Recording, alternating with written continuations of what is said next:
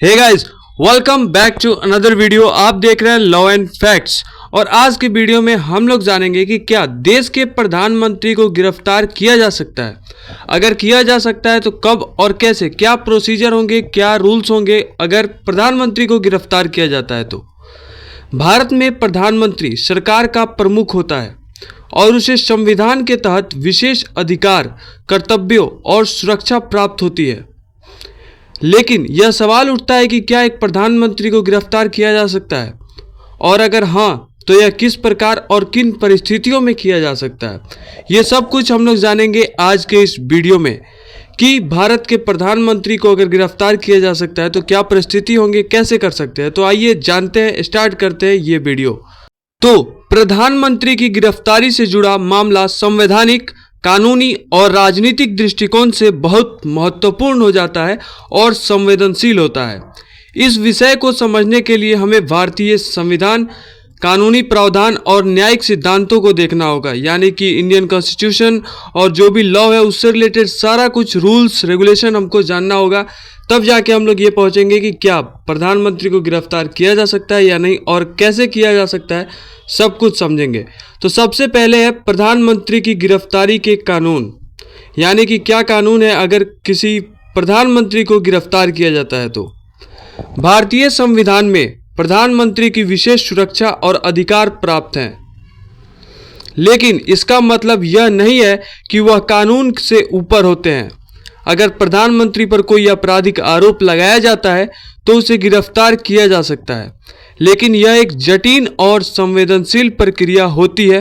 दूसरा है हमारा, प्रधानमंत्री की गिरफ्तारी कब हो सकती है। तो आइए जानते हैं कब कब और किस सिचुएशन में हम लोग प्रधानमंत्री, प्राइम मिनिस्टर को गिरफ्तार कर सकते हैं।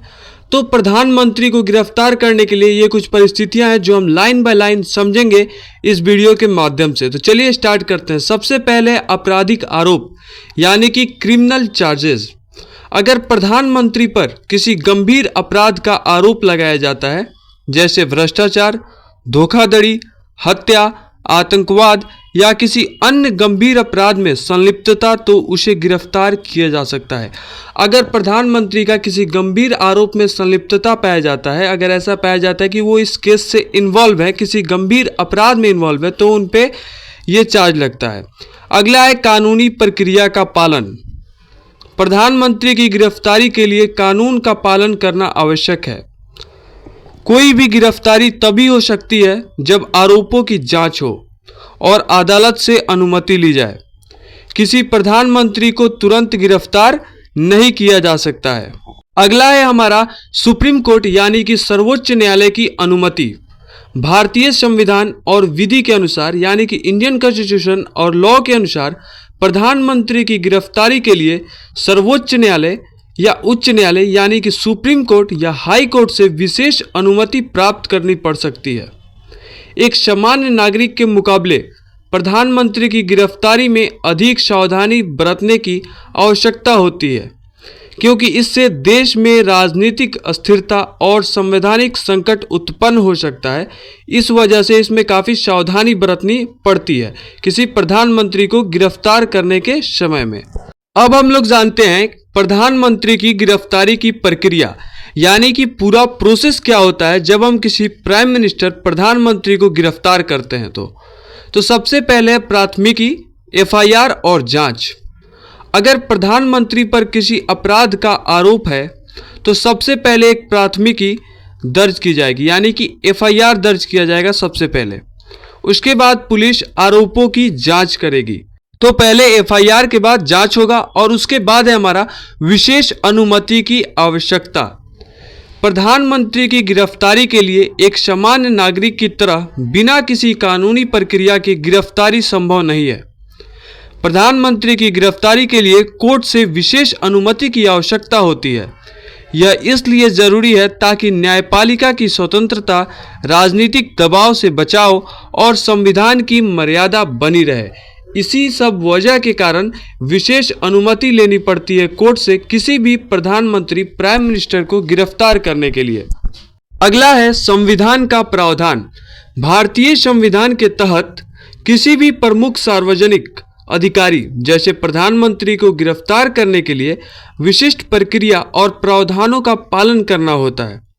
यह सुनिश्चित किया जाता है कि किसी भी राजनीतिक उद्देश्य से प्रधानमंत्री को गिरफ्तार न किया जाए। राजनीतिक अस्थिरता का खतरा। प्रधानमंत्री की गिरफ्तारी राजनीतिक संकट और अस्थिरता का कारण बन सकती है। इसलिए किसी प्रधानमंत्री को गिरफ्तार करने से पहले यह ध्यान में रखना आवश्यक होता है कि इसका देश की आंतरिक और बाहरी स्थिति पर क्या असर पड़ेगा।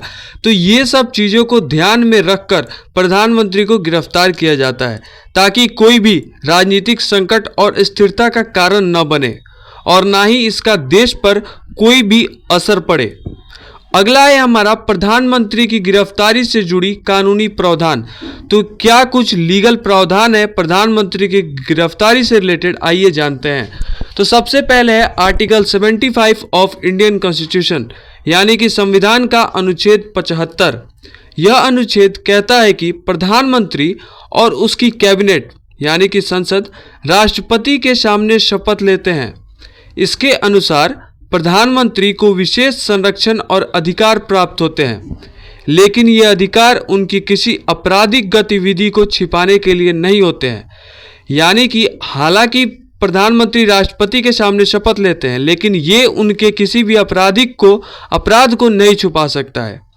आइए अब हम लोग जानते हैं जुडिशियल रिव्यू यानी कि जुडिशियल संरक्षण। यदि किसी प्रधानमंत्री के खिलाफ गिरफ्तारी का आदेश दिया जाता है तो अदालत उसकी वैधता की समीक्षा कर सकती है। न्यायालय यह सुनिश्चित करता है कि गिरफ्तारी कानूनी और संवैधानिक रूप से उचित हो, यानी कि कोई इलीगल तरीके से गिरफ्तारी नहीं हो, वो कानूनी और संवैधानिक कॉन्स्टिट्यूशन के उचित तरीके से हो। अब है हमारा संसद की संप्रभुता। संसद एक लोकतांत्रिक संस्था है और प्रधानमंत्री को गिरफ्तार करने का निर्णय केवल कानून के अनुसार ही लिया जा सकता है। संसद के भीतर बहुमत से प्रधानमंत्री का चयन हुआ होता है और किसी प्रधानमंत्री को गिरफ्तार करने से पहले संसद के अंदर राजनीतिक और कानूनी संस्थाओं से सहमति जरूरी हो सकती है। अब है हमारा प्रधानमंत्री की गिरफ्तारी से जुड़े चुनौतियां, यानी कि जब हम लोग प्रधानमंत्री को गिरफ्तार करते हैं, अरेस्ट करते हैं, तो क्या कुछ चैलेंजेस सामने आते हैं, आइए जानते हैं। सबसे पहले हमारा संवैधानिक संकट। अगर प्रधानमंत्री को गिरफ्तार किया जाता है तो यह संवैधानिक संकट उत्पन्न कर सकता है, क्योंकि इससे सरकार की स्थिरता पर सवाल उठ सकते हैं। इसके परिणाम स्वरूप देश में अस्थिरता और अनिश्चितता हो सकती है। यह था हमारा संवैधानिक संकट। दूसरी चुनौती जो सामने निकल के आती है वो है राजनीतिक प्रभाव। प्रधानमंत्री को गिरफ्तार करने के फैसले को राजनीतिक दृष्टिकोण से देखा जा सकता है, खासकर जब यह कदम किसी विपक्षी पार्टी या राजनीतिक कारण से लिया जाता है। यह संविधान की मर्यादा और लोकतंत्र को खतरे में डाल सकता है। तो ये था राजनीतिक प्रभाव। अगली चुनौती है न्यायिक स्वतंत्रता। प्रधानमंत्री की गिरफ्तारी पर कोई निर्णय लेने से पहले यह सुनिश्चित किया जाता है कि यह पूरी तरह से निष्पक्ष और न्यायिक प्रक्रिया के तहत हो, ताकि राजनीतिक दबाव से बचा जा सके। यानी कि जो भी गिरफ्तारी हो वो निष्पक्ष हो, किसी खास पक्ष को लेकर ना हो, न्यायिक प्रक्रिया के तहत हो, ताकि राजनीतिक दबाव से बचा जा सके। अगला एक ऐतिहासिक उदाहरण देखते हैं कि क्या इसमें कोई ऐतिहासिक उदाहरण है, किसी प्रधानमंत्री को कभी गिरफ्तार किया गया है या नहीं। तो भारत के इतिहास में प्रधानमंत्री की गिरफ्तारी का कोई उदाहरण नहीं है। आज तक किसी प्रधानमंत्री को गिरफ्तार नहीं किया गया है, लेकिन कुछ अन्य देशों में ऐसे मामले सामने आए हैं जहां प्रधानमंत्री या अन्य उच्च पदस्थ अधिकारियों को आपराधिक आरोपों के तहत गिरफ्तार किया गया। अदर कंट्री में ऐसा है, लेकिन हमारे हिंदुस्तान में आज तक किसी प्रधानमंत्री को गिरफ्तार नहीं किया गया। आइए अब हम लोग पहुंचते हैं कंक्लूजन पे, इस पूरे वीडियो के निष्कर्ष पे कि क्या है कंक्लूजन इस पूरे वीडियो का। तो भारत में प्रधानमंत्री की गिरफ्तारी एक संवेदनशील और जटिल प्रक्रिया है। प्रधानमंत्री को गिरफ्तार किया जा सकता है, लेकिन यह तभी संभव है जब उसके खिलाफ गंभीर अपराध का आरोप हो और उसके लिए उच्च न्यायालय से अनुमति प्राप्त करनी होती है। यह प्रक्रिया संविधान और कानून के तहत पूरी तरह से नियंत्रित होती है ताकि लोकतांत्रिक संस्थाओं की गरिमा और न्यायिक स्वतंत्रता बनी रहे। तो ये था पूरा वीडियो और डिस्कस कि क्या प्रधानमंत्री को गिरफ्तार किया जा सकता है या नहीं।